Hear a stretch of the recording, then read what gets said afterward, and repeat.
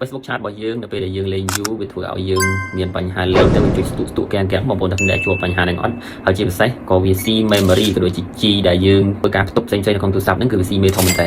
មកវាអាចនឹងពេញលឿនមែនតើហើយបងប្អូនអាចចូលទៅសម្អាតបានដើម្បីឲ្យដំណើរការល្អក៏ដូចជាស្រួលលេងជាមុនជាពិសេសឲ្យ GB របស់យើងនឹងសល់ច្រើនបងប្អូនអាចចូលទៅអនុវត្តតាមវិធីនេះបាន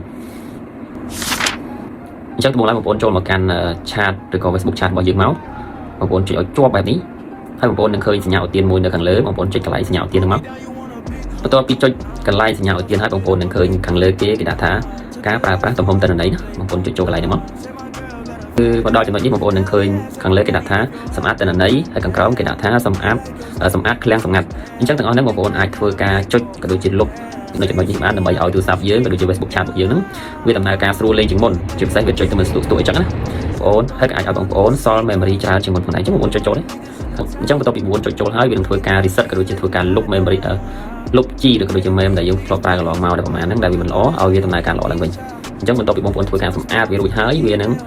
នេះវាចុចថាវាចេញថា 00B អញ្ចឹងបញ្ជាក់ថា 00B បងប្អូនបានសម្អាតក៏ដូចជាធ្វើការលុប G ដែលវាស៊ីខ្លាំងហ្នឹងចេញពីទូរស័ព្ទយើងហើយអញ្ចឹងចង់ដឹងព័ត៌មានបន្ថែមសូមចុច comment ក្នុង comment ហើយកុំភ្លេច follow ដើម្បីទទួលបានវីដេអូថ្មីៗខ្ញុំបន្ថែមទៀតបាទអរគុណច្រើនជួបគ្នាវីដេអូក្រោយ